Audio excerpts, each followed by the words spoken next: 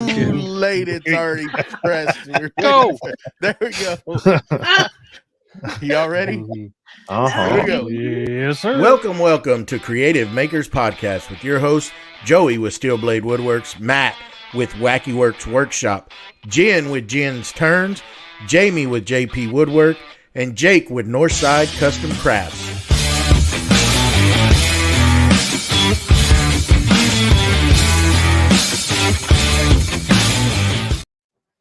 Welcome to Creative Makers Podcast, episode 15 with Heidi Jacobs, Whitehall Pottery. How's everybody doing today?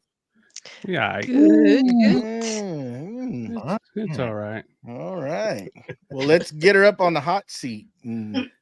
Yes, sir. Oh There man, you go. there's my big old head. Heidi. Hey y'all. Howdy.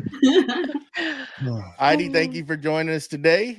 And we're just going to begin. And why don't you give us a little background about yourself and let us know how you started turning the mud. Turned in the mud. Well, I'm Heidi Jacobs. I am based in Pittsburgh, Pennsylvania. I have a small batch studio called Whitehall Pottery. I do a lot of mugs, mostly mugs. I'm the mug lady. It's like the t-shirt of clay, right? I've been doing this professionally for about 4 years, as a fun thing for probably about 6 years. I started in clay when I was in college. It was my medium. I was a sculpture major. And then a few years later, when I had my son, postpartum depression, my husband's like, I think you need to get back into something fun for yourself. And he pushed me to get back into clay. I got myself a pottery wheel, and that's where it all kind of went crazy. There you go. All right, Heidi. For everybody at home, my name is Jake, and I usually do a little bit of icebreaker. It's been a while since I've seen you, Heidi. So, Hey, how you doing? Sorry, Ben.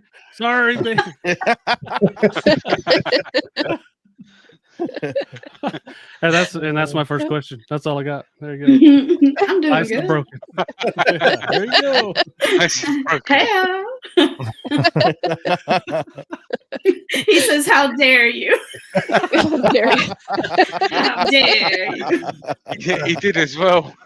I'll put it up on the screen. How dare you? Oh, Well, wow. Heidi. Hello, everyone. I'm Jen with Jen's Turn, and I am not a flirt like Jake, so I will just say, Heidi, thank you for joining us. And my first question, I was scrolling through your Instagram, and I saw, I think it was a couple weeks ago, maybe a month ago, you posted an elephant that you were working on, an elephant mug.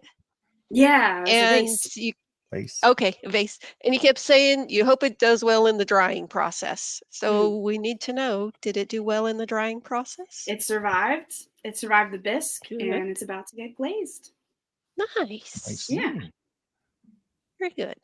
Why were you, I'll just follow up real quick. Why were you concerned about that one not doing well? Well, it was a clay body I'm not used to working with, and it's precarious because in the drying process, a lot of times it will either in the really thin parts, it'll dry too fast and pieces will fall off, or I'll bump it and it'll get broken. But mostly it's just it's the sculpt was very delicate, and the clay body isn't super friendly to that process. So it's they call it very groggy. It's got a lot of sand in it. So it doesn't keep together too well. Gotcha. Yeah. Okay. Hey, Heidi, Matt with Wacky Works. So you said, different types of clays. How many different types of clays do you work with? Well, I am a mid-fire girl. So when we talk about mid-fire, that's a cone 6 clay body. And it ranges from, you can do like B-mix clay, which is completely white, or you can do like a dark brown clay, which is like, I think it's 810 is the number. And then I typically throw with 112. It's a brown clay with some freckles in it. So when it fires, it gets little black dots all over it. That's manganese in the clay body. That is more like a almost like a, I don't know, very country style Americana looking work versus a porcelain that's more high end and probably more Asian and British. There you go. Yeah. Hello everybody, I'm Jamie from JP Woodwork. I would like to know that since you started your pottery journey, to the closest 1,000 people, how many have referenced the movie Ghost? 1,000. All of them. All of Yeah, them. 1,000. It's batting 100%.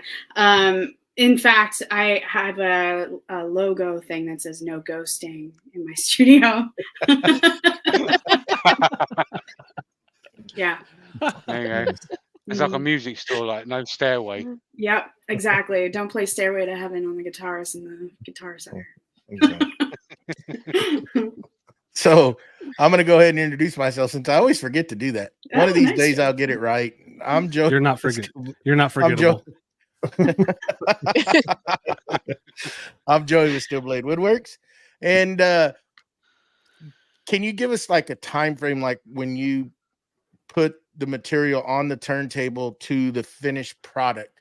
How long does it usually take? Like, let's say a mug. You're doing a coffee mug.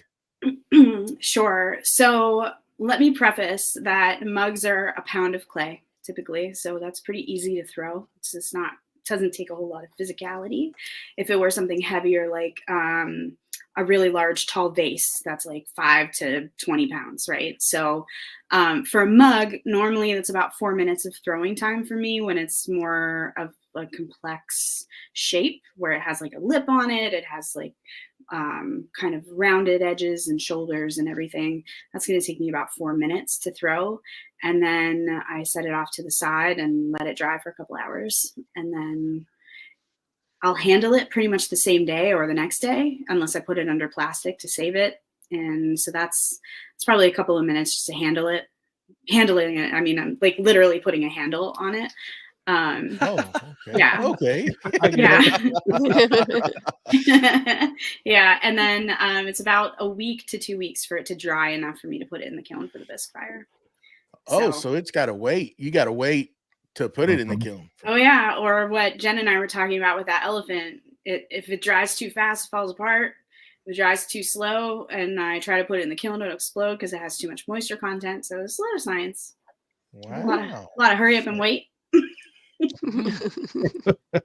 That's cool. I didn't know that. I figured that you go straight to the fire with it, you know. Yeah. No, you have to, and it all depends on the environment. So like if I were in California where it's like low humidity, high heat, it's gonna dry really rapidly if I just left it out, and probably too fast for the clay body. So you're gonna end up with sidewall cracks and all kinds of stuff. So you have to know what your environment is like by either, putting plastic over it to slow dry it, or adding some spritzes of water after you throw it so the whole thing's evenly wet, so that like one side of the piece doesn't dry faster than the other side. You have to make sure like air circulation, you don't have a fan blowing on one side versus the other side, because it all has to dry evenly. If you think about it, just like the environment, if it's super humid, the clay is going to hold the humidity in the clay body and it's not going to dry at all. So you're looking at 3-4 weeks unless you figure out a way to speed that up by, putting a dehumidifier in your space. Wow. That's it's a lot of babysitting. It seems like needs a lot of experience to do that. Not just, It does. And I think that's why a lot of beginner potters are like, either you got it or you don't, like either you have passion to do this and learn how to do it, or you just go to somebody else's studio and decorate their throne pieces, right? Like, yeah. Ain't nothing wrong with that though. Like if you go to a Kiln in Time or whatever those shops are and decorate their pottery, like there's no shame in that. You still made something for yourself, but taking it from either raw clay from the ground or taking it from buying clay from a shop and making something, can be tedious to learn about the clay body. Took me about 2 years probably to do that. Wow. We got a question from the chat real quick. Martin is asking, what is your favorite thing to make out of clay? So this twofold answer. My favorite thing to make for profit are mugs. My favorite thing to make personally are more sculptural fine art vessels. So if you've perused my Facebook or my Instagram, you'll see some pieces that have sculptural elements like elephants or octopus, or they have different raku firing. That's what captures my creativity and my heart. So all the other stuff is filler for the kiln, so I can fire that one piece, you know. Me? Yes, sir. Yeah. Yeah. How you doing? Hey, so we all start off. How you doing? I'm sorry, Ben, once again. Let it We all go. start. My bad. I'm not sorry. We all start off as a hobby, and there's something that flips the switch. Do you remember what that was when you were just messing around to going, oh, it just got bigger? Was it an order or just whatever? Well, there was definitely intentionality to it, because there's only so many people that are going to take your cups and bowls, and there's only so much room in the cabinet for all your pieces. So you had to figure out a way of offloading some of that stuff. But I was really, really fortunate that I had some friends that had just started a gift shop in downtown Pittsburgh, and I had been experimenting with some Pittsburgh themed mugs, and they worked with me on doing product development for their store specifically. And I've probably sold about 3,000 of those mugs since that time. Nice. So it was intentional, but it was also serendipitous. I like big words, by the way. So was there, the second part of the question is there, so did you have like smaller tools, like a smaller kiln and like beginner tools, and then when something happened, you go, oh, I need a bigger kiln, or I need to upgrade things? Yeah. So what I started with was a kiln that we had purchased secondhand from some friends in Ohio. We paid like $50 for it. It was my friend's mom's kiln that had been in her basement since the 80s when she was doing slip casts for her friends, because that was really popular for a period of time in the States. And Ben and I drove to get that kiln, and it was specifically so that Ben could save some money and work in clay with his sculptures versus working in polymer clay. If you're familiar at all with polymer clay, it can get really expensive. And he was making some pretty large pieces. So that's how we had a kiln in the basement. The way that I upgraded that kiln was in 2020.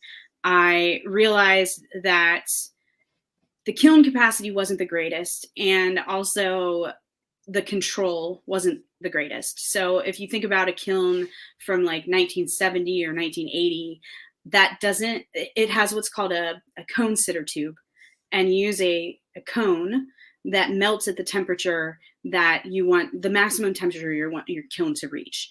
That little cone goes into the cone sitter, which has 3 prongs, and it's basically like a really manual kill switch. So when that cone melts, it creates a drop kill switch that shuts the kiln off at that temperature. Now, I had multiple times where the cone sitter got jammed, or the kiln didn't reach temperature, or different things like that, because it's just an old kiln.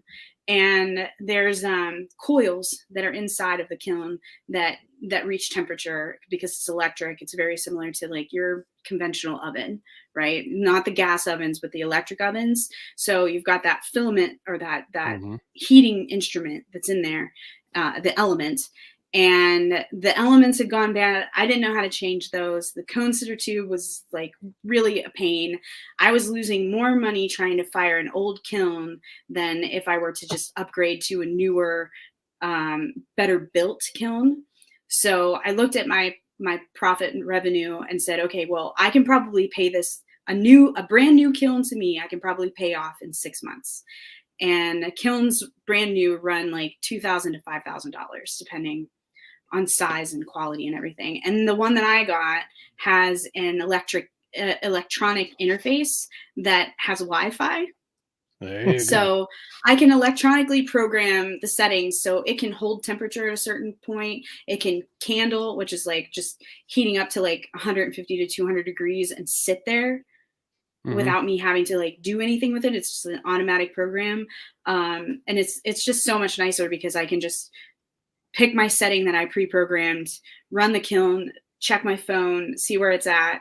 And I can see how it's ramping. It also gives me reports. I love data. So it gives me a report of like how much energy I used, how many hours it ran, what temperature it ran to. It also gives me like this great chart of like where it was struggling to raise the temperature. And, you know, the more you load in that kiln, the harder it works to get to temperature because it's got more area to get hot. So it's really interesting data that I can pull from it too. So I upgraded it when I had the money to upgrade it, and it's a larger capacity. So I went from being able to fill the old Olympic kiln with 35 mugs. Now I can fill it with the kiln that I just unloaded with 72. Wow. Oh, Yeah. nice. So big There improvement. you go. You mentioned Ben does polymer clay. So do you guys ever collaborate on projects? We have. In fact, a couple of years ago, we got an order from a woman named Tracy in the community who wanted a cowboy mug. She had one in the past. It's basically like a cowboy face with a cowboy hat, and then you drink out of the hat. And she had one in the past. I guess it broke. She wanted one remade. So I threw the vessel, and then he sculpted the cowboy onto the vessel. And I taught him how to glaze it, and it was a lot of fun. He's also he did a project he posted on Slap Stuff Together that was like, I had this really cool looking mug, the handle broke off, so he made a wooden handle for it. And I also did I was doing maker mugs for a hot minute, and I made one for Anne of All Trades, and cool. we made it so that the vessel itself was ceramic, and I carved into it like all of her animals and like her story, kind of like a German Stein, right? It tells the story of wherever the Stein is from. And then I had Ben create a detachable base and handle for it. So it was like all hand carved, the base and everything. So it was pretty rad. But we like doing that kind of stuff together for sure. That's very cool. Yeah.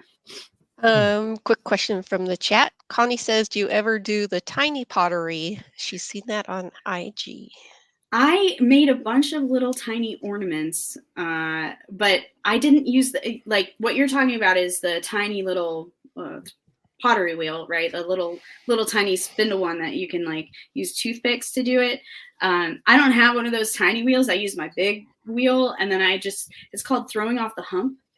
So you put a big piece of clay on, you get it all centered, and then at the very top you throw your little pieces. So I did make some like really tiny little vases and water jugs and those kind of things, and then I tied a little piece of yarn around it, and those were ornaments for Christmas. Cute. Yeah. So you did some sunflowers, and it looked like you had a negative mold for it. Can you tell me how that whole process happened? It's like it looks like you had to make a negative basically for it, and then it presses into the. Is that how that works? Or yeah, it's basically a stamp. So I did an illustration, or like I can't remember exactly where the illustration. I think I modified an illustration. Like a printmaker had made a sunflower, and then I modified that and turned it into an Illustrator file, and then I extruded it in Photoshop to make a 3-dimensional stamp. And then I printed it on a 3D printer. I have a resin printer, but I also had, I forget what the name of the other printer, like where's plastic? PLA. What's the word? Yeah, PLA.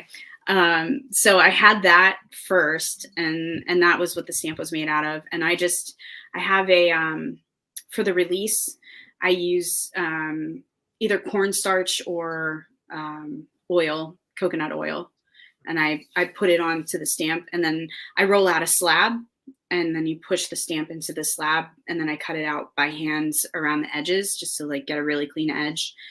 And to attach it to the vessels, you use a technique called slipping and scoring. So you take your needle tool, or I have this one that like looks like teeth. Yep. Right? It's kind of like a comb. They're really sharp. And I scrape the surface in about the approximate shape of the medallion or the badge that goes on the front of it. In this case, a sunflower. And then you take, I use cast off from my throwing. So you call that slip. It's like really, really liquidy clay, and that works like glue. So you put it on both pieces that you slipped and scored, and then you squish them together, and then you clean it up with a sponge. And that's how that process is done. Hey, can you do that thing again? Like flick it out. Whoop. Watch Okay. Jamie flinch. Whoa! Settle down, Jamie.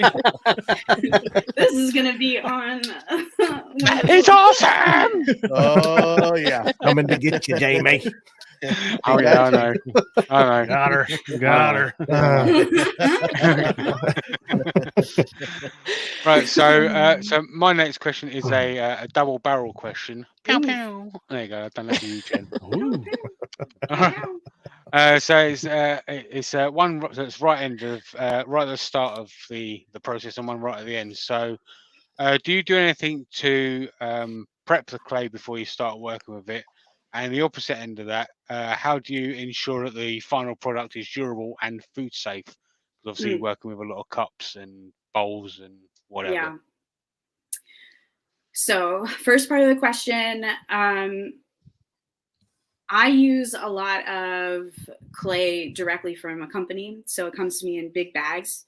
So what I typically do is think about what my project is. If I'm doing a bunch of mugs, I weigh out like a pound each, and then I roll them into a ball. If I'm using what they call recycled clay, but friends of mine, we call it garbage clay. So basically it's like all the clay body that you had left over, and then you have to like wedge it. So if you picture like your grandma making bread, and she's getting the dough prepped. So she's wedging it. She's getting all the air bubbles out. She's making sure that the consistency of the material is all there, so it rises evenly.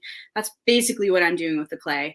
I'm wedging it so that the water consistency is the same throughout the entire clay body, pushing all the air bubbles out. If you see videos of people throwing, the prep on the throw, like once they get it on the wheel to center it, they're doing what's called coning the clay. So you're on the wheel. It's almost the same as kneading the clay or working the clay or wedging the clay on a slab. On the pottery wheel, they're coning the clay, which does the same thing. It's making the clay the same wetness throughout the entire thing. It's pushing any air bubbles or any kind of harder particles to the outside. So if you have like reclaimed clay, you might have a tool in there, or you might have like a chunk of something that you don't want to throw with that. Like you want to catch it on your fingers. Yeah. So that's, you might find a wristwatch in there. Yeah, I mean, I found some crazy stuff in there. I found a sponge. Ooh. It was no good. Oh. And then what was your second question? So how do you how do you ensure the final product is durable and or food safe? So when you do a firing process, you, number one, are trying to do what's called vitrification of the clay. So you want there to not be any area for moisture to build up in between the clay particles. And that means that the clay has been fired to the correct temperature. So when I say cone 6, I'm firing to cone 6, I have to reach a certain temperature for that, which I think is like 2,165 degrees Fahrenheit, or somewhere around there. And I will fire to cone 5 and let it sit for 20 minutes, which is about the equivalent of a cone 6. And when that happens, the clay itself, like the vessel itself, is shrinking and condensing all of those particles really, really, really tight. So there's no room in between the clay particles for water to exist. So that's one area that makes the clay itself more food safe. The other thing is the glaze. So having a good fit with glaze. Glaze is basically like silica, some additional minerals to give you color, and some other things to make it fit to your clay body. So if you have a cone 6 glaze and a cone 6 clay body, they should work together pretty well. But however, sometimes they won't, and you won't have a good fit, which means that when it's firing, the clay itself is expanding in the heat. So when it's ramping up to the correct temperature, it's expanding. And if the glaze isn't expanding at the same rate, as it cools, you're going to get what's called crazing. And that can happen either if it's getting too big or getting too small too quickly. And the crazing will create issues where you can get bacteria buildup in between those cracks. And that can make it not food safe. So you have to watch those two things. And then the third thing is making sure that your glaze doesn't have leaching qualities. So if you hear anybody say like, don't buy that Fiesta ware, it's radioactive, or don't buy that Fiesta ware, it's got lead in it. You don't want those chemicals leaching into your food, basically. So a high lead based glaze with certain uses can leach into your food and cause your food to have some carcinogen issues or some lead poisoning issues. So all of those things are important. Watch out for the crazing, Jamie. Will be crazy. I was just nodding along there, like I knew exactly what she was talking about. I mean, it helped encourage me to keep talking. You're doing Or you fine. could have just been like, You said crazy. Interesting. we don't It's care. interesting though. It's very interesting. He said crazy. You said crazy, We and he don't was care. like, "Why are you talking about me?" It's just like if you you guys have the like oils that you put on your food safe bowls and things for wood turning, right? And you want to make sure that you're using a food safe oil, because it will again leach into your food if you use the wrong type of oil. It's the same thing like with glaze. It's just most glazes are not prepared with lead anymore. There you go. Well, let's elaborate a little more on the glaze. I was curious about that. Is this something that you're mixing yourself, or do you get it already certain mix, and how do you apply it? Is it sprayed on the things or hand wiped? I don't know. So glaze itself, again is like powder form usually. But some people, if they're buying small amounts, they're buying like little tubs that have like a gum in it to keep it as a solution and doesn't dry out. So it's not, there's some water in it, but it's mostly like a gum solution to keep it have viscosity. I think is the right word. So then what I get, I don't mix my own glazes. You can find recipes online to like mix your own glazes and figure out the calculations for like, if I have the calculation or if I have the recipe for 1 pound, and how does that translate then to 10 pounds of clay or 10 pounds of glaze? You can figure those things out. You can find that online. I personally don't do that. There's plenty of people that do it. There's plenty of people that have time to do it. It doesn't strike my fancy. I don't give a crap. I'd rather just buy commercial glaze that I know that has been tested. It's worked time and time again. I can keep going back and getting pretty consistent results from a commercial glaze. So I buy it in powder form, usually buy 5 to 10 pounds of the powdered glaze, and then you mix it. They give you a ratio. They tell you like, okay, for every pound of this glaze, you put 32 ounces of water, or you put 16 ounces of water, and then you just do that calculation.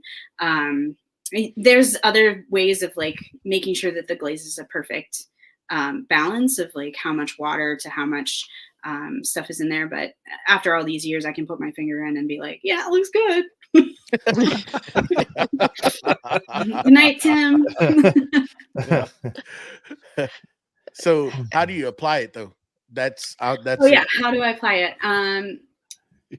Personally, because I am mixing by the bucket, I dip a lot of my work and I pour a lot for like the outside, it's dip and then pour the glaze on the inside, dump it out, and then throw it in the kiln.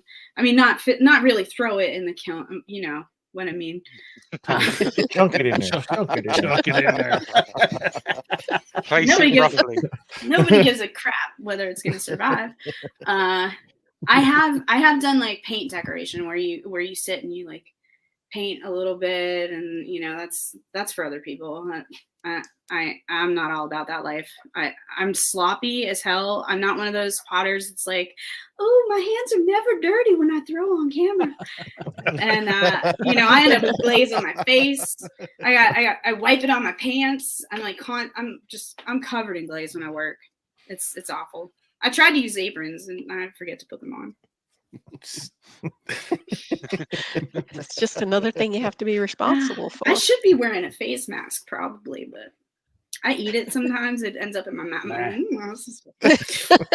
Yummy. Oh, my God, mud right there.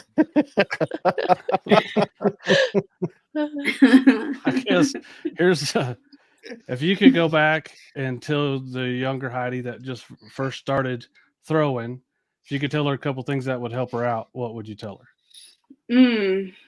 Invest in a bat system so you don't ever have to trim. Trimming is bane of my existence. I guess like the biggest thing is just stick with it and you're gonna love it. That's really it. It's like all the stupid things that happen when you're learning how to do something where you're like, I just invested all this time into this and it exploded. I know you guys have felt that, like when you're working with like some piece and you get your tool in there and you either sand a hole in it or you catch an edge or something and it explodes on you, or you know, the laser doesn't work out so well and it goes all the way through your piece. Like those are hard lessons, but it definitely makes things at the end. And I probably would like reinforce this with my younger self, is like, it makes it all worth it. And it makes every piece less precious, but doesn't take the value away from the piece. It just makes it hurt less. It hurts less when you lose a piece because you know that you can do it over.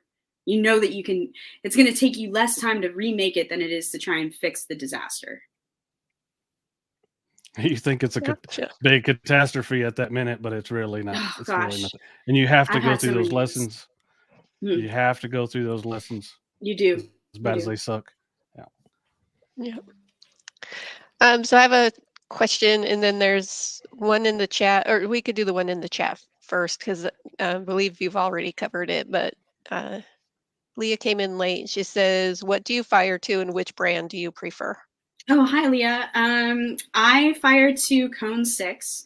Technically, I fired to cone 5, and then I let it sit. I have a hold program on my kiln, so it's technically firing to kiln 6 because of that hold. But yeah, that's that. And then the brand that I use, we have a local vendor called Standard Supply in Carnegie, and I pick up all my clay from them, and I use 112 brown speckled clay. The speckle is manganese. Hope that answers it. I believe so. And then Oh yeah. I saw some of the trays that you did, and you mentioned that you used a lasered rolling pin. Yes. Which those are very cool. Do you laser it and make it yourself, or are you picking those up at a store, and then do you have to prep the clay in a different way than you do for the cups and stuff that you make? So the rolling pins I order online. I've received some of them from the Ukraine. A couple of them I've ordered from people that are in the States through Etsy. And right now I'm trying to find somebody that'll do some rolling pins for me from designs that I draw. I have a laser, but it's not a high powered laser that like you could put it in there and have that rotisserie thing on there to like do the lasering. And honestly, like I wish that I had the gumption to learn how to do it and invest in the tools, but it's just another thing to take me away from doing pottery. So those are those are pretty cool. I like the wooden ones over the plastic ones because the wood itself it acts as a release, so the clay doesn't stick to it like it does plastic. Okay. So I have tried to 3D print rolling pins or small ones, and I find that the clay likes to stick to it, so it doesn't work all that well. As far as prepping the clay, I just roll a slab out and let it sit until it's not super soft. And then that really allows me to get a really deep and good impression with the laser. I also have to be careful with the laser rolling pins that I order from like Amazon. Sometimes people don't realize that you have to reverse the image or reverse the text. And then it's, it says like Sam Chris or whatever. It doesn't say Christmas. Well, I did just get a rotary, so when I learn how to use it, then maybe we can do a collaboration. Oh, I would love that, Jen. My. That sounds awesome. Sweet. Oh, Let me know when you're Learn ready. how to use it That first. was a slow pitch right there. yeah. I love it. I love it. So you're sitting in there and you're making up some bunch of mugs or your vases or something. What are you listening to? Are you listening to anything? You just concentrating on what you're doing? What do you got going on? Murder podcasts. Straight to murder. Straight to murder. There you go. So I really there's some really good crime show podcasts that I really like Small Town Dicks and My Favorite Murder and a couple other ones that are really capture my attention. I don't know. I sometimes listen to music, but for the most part, it's podcasts. I like Armchair Expert. That's a pretty good one. That's not murder related. Just some murdering. I like some it. easy I like the listening answer. murder I like and the answer. channel. Exactly. Yeah, I like true crime. I'm one of those weirdos. I'm real fun at parties. Yeah. That may be lingering from that childhood trauma you were telling us about before the show.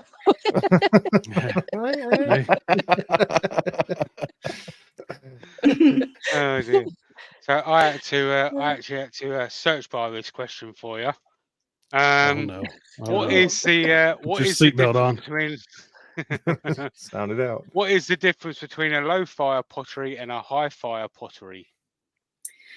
The difference is the cone temperature that it fires to, and whether it's going to be resilient.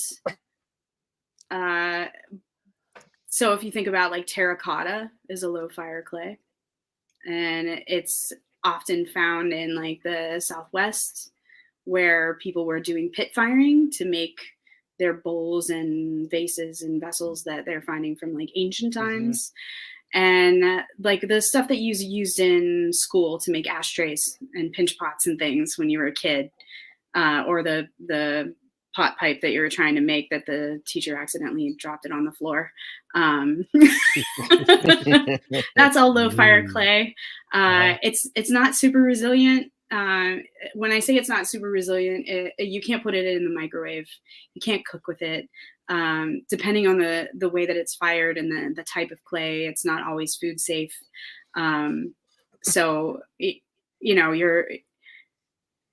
you learn about the clay bodies by reading the packaging label that tells you like what it's good for, what the material is good for. There's a lot of low fire sculpting clay. So yeah, like it is what it is when it comes to directions. The directions. Who knew? Chick had a sudden moment of enlightenment. Who knew there were directions for everything? I was like, I never looked at those. Yeah. It's the wrong way. There's also super high fire clays like that you would use to make crocks, like the vessels that you would cook in your oven. Those would be like cone 10 and above. There's also clay bodies that they use to make ceramic discs for brakes that are even higher fire, and things that astronauts use in rockets. What? What did you say? Liquid hot. He said You have to liquid hot. use liquid hot magma. Magma. Can you say penguin? Penguin. Penguin. Penguin. Penguin. Penguin. Boy, you're making my job easier. Easy.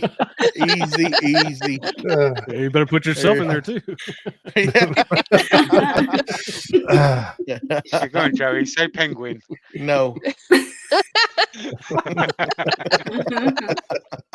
That Benedict Cumberbatch sure can't say it. No, we can't. There's an L in there, a Z. Pangolins. It's a different type of animal, Benedict. That's a telling you. Yinzer. That's a Yinzer stuff, man. Shush. Penguins. I'm gonna take you downtown in that, and I'm gonna whip you some good. Oh. Settle down. Don't promise you have a good time. No. I already apologized to Ben. I stopped. Sorry, Ben. It's done. That's a done deal. Hey, I think he gave up on this. I get by He's with like, one. I'm gonna go I play get by. video games. I get by with one a show.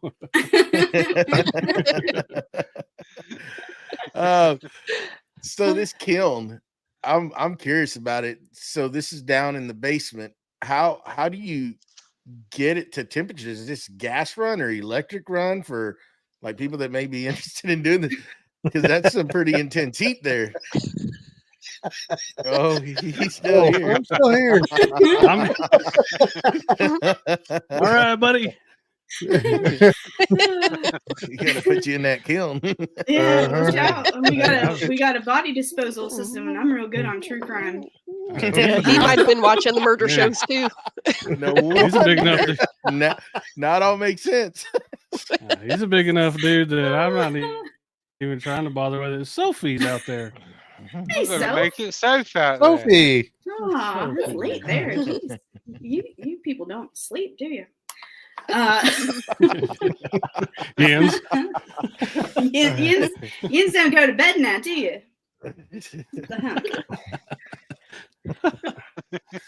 What was your question, Joey? Heat. You don't Heat of remember. the kiln. How does it work? So the same plug that you would use for a dryer, it 220. it uses 220 line, and you can get kilns that require more power, but the one that I have is electric. It runs that. It has, I want to say, like 3 or 4 inch thick ceramic brick walls, and those walls insulate the piece, so most of the heat stays inside. I mean, I still do get residual heat that comes off, and Ben will tell you how frustrating it is when he's trying to work in his shop and I'm candling, or I've opened my kiln after it heated, and then he's like, I can't even work down here. You got that kiln on. So we've got that issue, but it is in my basement. It is against a cement wall on a cement floor, so no real risk to like catching something externally on fire. The big risk on those kilns is shorting out the electrical socket. Woodworking in a sauna. Yeah, that's his. It's woodworking in a sauna. I'm just trying to help him lose weight. There you go. Being helpful. Spread it out. Being helpful. You know? He's like, he Yeah, tries to helpful. get in his cut phase, and I'm like, I help you do that. Mm. I think we're gonna change gears here a little bit. Yourself and me, Jamie and Andy, spent an afternoon together going to Stonehenge, and you and Andy were talking about photography and your cameras and everything, and it didn't take much, but me and Jamie were left in the dust in that conversation. So is that something you're really into? Is that something that you're really into? And obviously you were into it. So like, is that a big deal?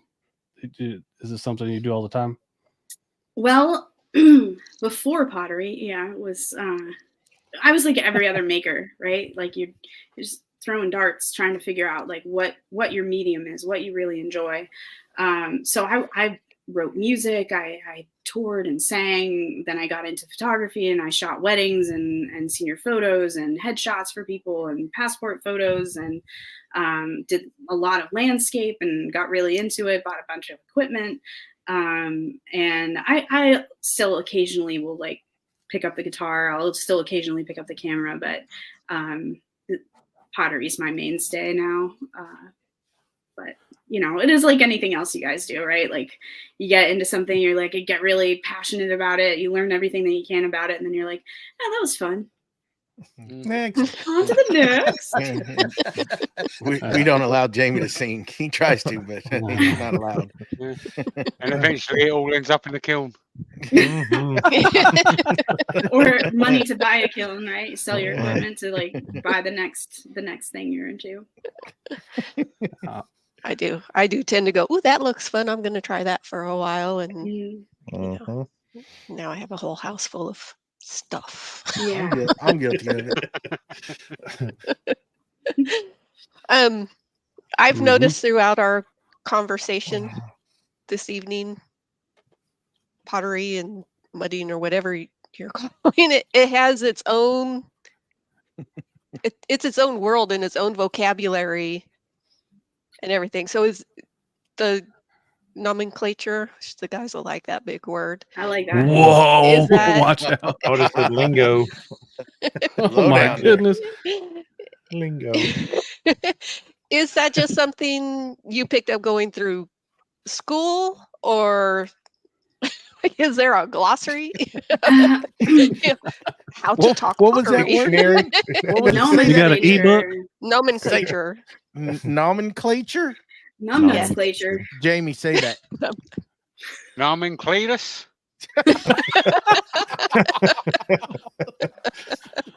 Lingo. The wheels are off. They're falling off. When I was in college, because I was a sculpture major and clay was my medium, I did take ceramics classes that taught me the chemistry, and they taught me the nomenclature, they taught me the language, they taught me about viscosity, they taught me about vitrification, they taught me about clay fit and glaze fit and clay bodies and all of that. Like the very first year, if you go to college and you take ceramics 101, you're going to go into that class and they're going to tell you to open the book and learn the glossary. And that's pretty much across the board. Wherever you go to school, they want you to learn the terminology, which I did that first year. The second year, like we did a little bit of projects in clay. And then the second year was more of like, okay, well, you can do this with clay, or you can build this with clay. And, you know, you get different assignments that let you stretch projects. And then by the third and fourth year, you're pretty much set off to like study on your own. Like you figure out what your voice is in the medium and try and solve your own problems. But yeah, it definitely was something that I have book knowledge of, and not just, I watched a bunch of YouTube videos and thought it'd be cool to like throw out some slang. Yeah, that would be cool though. Yeah, right. I mean, you know, YouTube University is pretty thorough sometimes, but It can be, yeah. you know, But do you really know that what you're getting is real learning, or is it just somebody making stuff up? right? So, Like that Jake. I'm telling you. Hey, sometimes I make videos just because I want to make a video and people believe me. You know what I mean? There you go. You want to pick a color? You want to pick a color? I'll tell you about that color. It's called Make Pretty. Yeah. It's shiny. Ooh. Ooh. Brown. How you doing?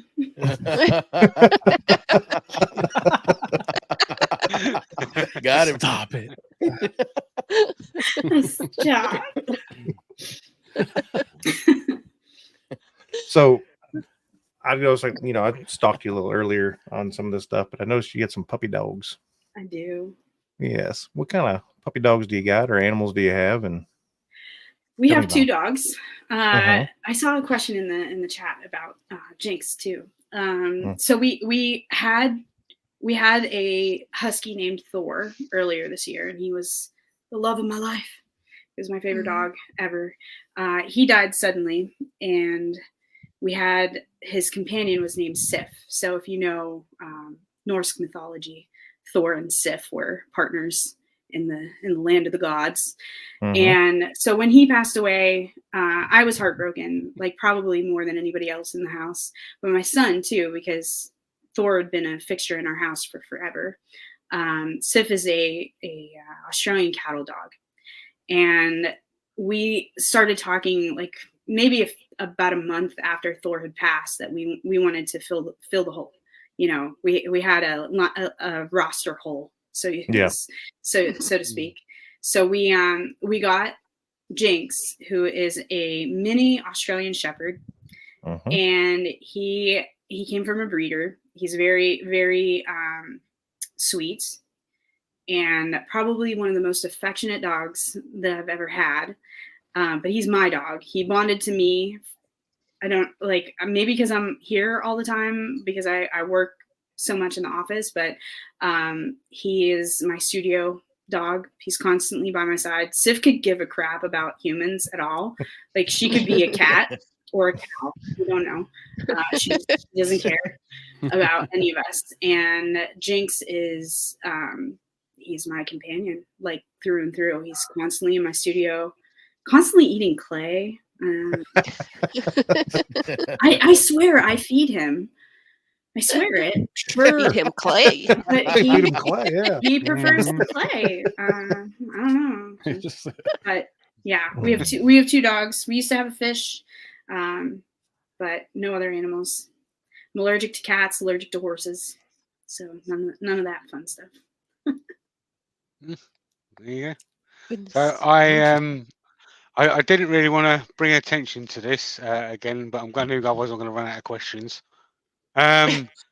So you recently had a bit of a setback whilst working on a project. So what I would like to know is, how do you usually handle getting past them sorts of setbacks and situations?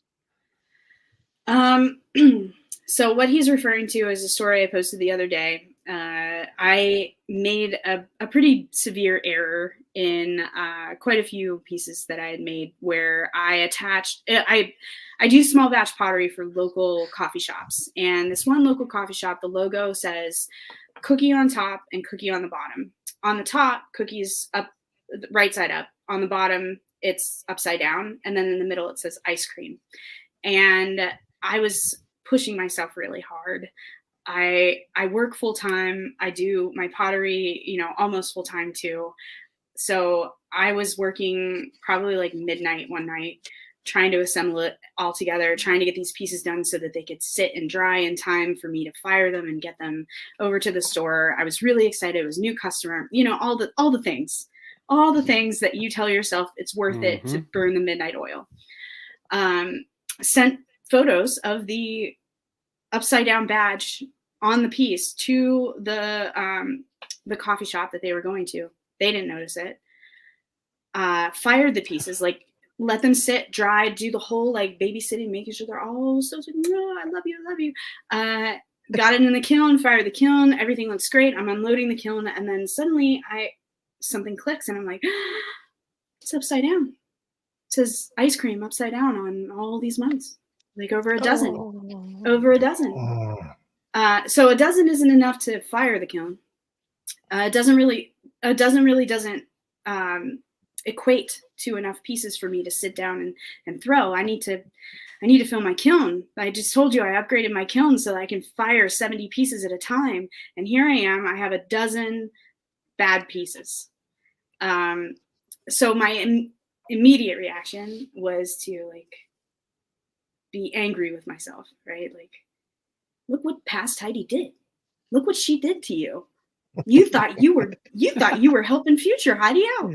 And all you did was mess things up.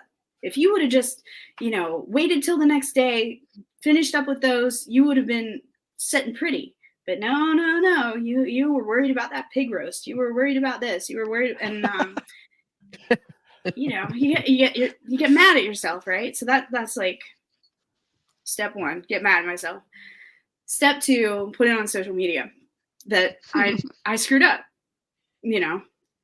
Step three, get really, really nice, compelling messages from my maker friends who say, been through it. I get it.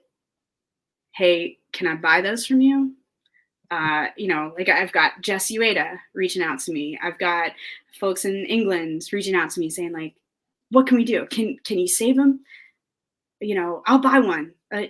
Do whatever. I'll buy it. I'll buy your bloopers. All this stuff. And, I got that encouragement. And then I've got my husband who's like, babe, it's fine. It happens. Just, relax, hang out, play some video games, watch some TV. You just been pushing yourself too hard. Let's just, scale it back a little bit. And then, my son is like, just friggin' awesome. And he was like, Mommy, like so upset. She'll totally have one. He's like, Mommy, I know you're upset, but you do good work. Your mugs are pretty. You do good work. And I'm like, oh, okay, I'm better now. So it was like, I would say like 24 hours of me just being like, ugh. And then another 24 hours of me being like, oh, that kind of sucks, but I'll figure it out. And then, by this weekend I had them thrown and sitting and ready to go. And I'm not all that far behind. So it's, you make, what do they say, that mountains out of molehills sometimes. Yeah. Yep. Yeah. You have nice kids too, by the way. Mine just tells me when I mess up, she just says, Dad, you're getting old. You just say, so are you, honey. So are you. Yeah. Every day I'm getting older, she is too.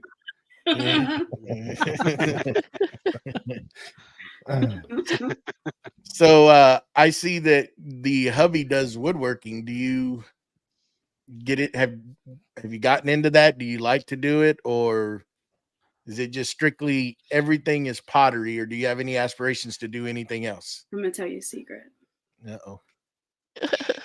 I like wood turning. There you go. Somebody gave me an easy wood turning tool when I was in England. Oh, nice. Yeah, I like that part. I'm scared. He must have been a nice, helpful young man. He was very, very nice. Very nice. He was very nice to me. So I like the bandsaw. I like the scroll saw. I like wood turning. Hate the table saw. Scares the crap out of me, mainly because Ben hurt himself really bad on it. And like I won't go near it. I can't. I like that thing scares the crap out of me. Probably shouldn't be too afraid of, but because what he was doing was stupid when he got hurt, and I'm not gonna do that. Hey, Ben, watch out! There's a bus. Yeah, he'll own it. He'll own it. Oh yeah, merely a flesh wound, right? Yeah. Merely a flesh wound. No, All flesh until it hits I bone. can't remember. He was like doing some maintenance on it, and wasn't taking the proper. It's merely a flesh wound. The typical stuff that you do when you're tired. But ever since college, like when I was doing my sculpture class, like we had a table saw, and the dudes that I was in the shop with used to load the table saw and shoot boards from it out the garage. What? They used to like force kickback on it to like fly boards out the door, and it was scary. Like no, I also caught myself on fire welding. What? That's a theme for this podcast. I was like, what? Elaborate With us that having one. Guests and fire. That's got to be elaborated on. Yeah, that was in college. I just oxyacetylene torch and Carhartts aren't friendly. My old man did that one time. He's a smoker, right? So thing was to put his cigarettes and his lighter in his pocket here, and that's what he did. He was a fabricator, and he was sitting there welding upside down, and that slag fell in his pocket, and that thing exploded and caught him on fire. Oh my goodness. Wasn't funny at the time, but now you look back on it, it's like you didn't ever think about that. Yeah, well, I learned a lot about flame retardant clothes, and I thought Carhartts were the pants that never die, but fire kills them. Yeah, it wasn't permanent damage. It was just like I used to roll my I still do, on my pants. I would roll up the bottoms of my pants because I'm real short. And when you buy like traditional Carhartt pants, they don't, at the time you couldn't get women cut, so you buy the men's cut, and they were ridiculously long because you couldn't really buy them in like size 30, 22 or whatever length. And so I would roll up the cuff on the bottoms, and I had slag come off of the piece when I was welding two pieces together, and it caught my leg on fire. I didn't know my leg was on fire. And my buddy Dan was in there with me, and he was like, "Oh, reminds me of that movie, The Princess Bride. Singed a bit, were we?" yes. The ROUS is getting awful hot. Was heat not a giveaway? Yeah. It was. We got it out really quick, so I didn't get hurt. But I didn't live that down for a while. All right, guys, it's let's go around and time to wrap it up. So Heidi, if you have anything you want to put out there or whatever you want to do, here's the chance. Oh man. Well, if you're interested in custom pottery, or you have questions about pottery, feel free to shoot me a message on Instagram or Facebook. I love talking pottery, obviously. My whole being lights up when I get to be nerdy about clay. So I really, it's like one of those things that checks all the boxes. For me, I have pieces that I put up on my website, whitehallpottery.com, if you're interested in purchasing anything. And we're building out our studio. So if you want to shoot a donation, you can do that on the website too, to help me get the studio built out. Otherwise, just keep tuning in on Instagram. That's usually where I'm posting the most. Whitehall _pottery on Instagram. And you can kind of, I usually showcase everything. Like, I don't know back. I like to share about my family. I like to share about what I have on the pottery wheel and what I'm pulling out of the glaze fire. So, yeah. There you go. Jen. My turn. Your hair's chopped off. It is. It's part of the wave. Do it like this. Just do it like this. Like Britney No. did There's one, Jamie. Yes, I know. I walked into that one. This weekend, Saturday, I will be doing the American Cancer Society Relay for Life. Thank you to those of you who have done donations for my team. We appreciate it. And then Sunday, I'll be at the McKinley Park Farmers Market. So that's about it for this week. Right now, I just got done casting a big bowl that'll be mostly resin parts, and I'll be turning that here shortly and videotaping the whole thing. So nice. I've just got to get some more stuff back on the lathe and do a bit more editing, and just release the weekly videos, then carry on with Saturday morning cartoons with Jake. There we go. I had a video go out today where me and Jackie were casting some glow in the dark blanks, so that's out, and we have an awesome show set up for Saturday as usual. So here you go, Joey. All right, thank you, Heidi, again for gracing us with your presence. Everybody, please remember to give us some thumbs up or stars. All Heidi's links are down in the show notes.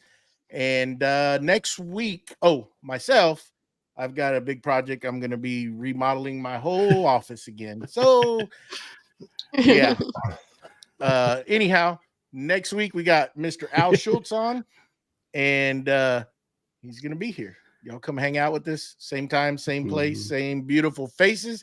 And this time I'm not going to get the ending wrong. Don't mess it up this time, Joey. No, I'm going to try not to, but I'm going to pause Thank you for a second. Sorry, Ben.